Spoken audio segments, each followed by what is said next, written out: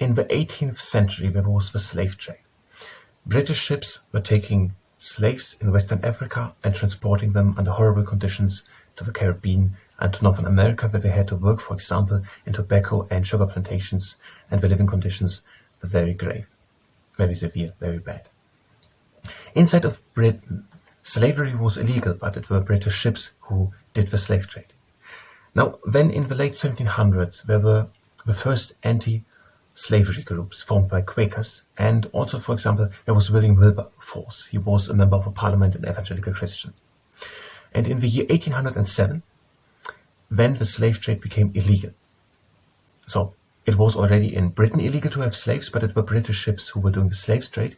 1807, it became illegal that British ships were doing the slave trade, or that slave ships are running from British ports.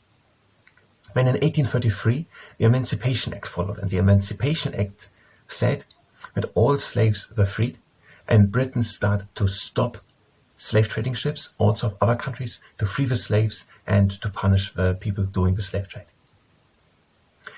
And then 2 million Indian and Chinese workers were employed to replace the freed slaves, working then as soldiers in Kenya or on railways in Eastern Africa, or on mines in Southern Africa. So, inside of Britain, slavery was illegal, but British ships were doing the slave trade.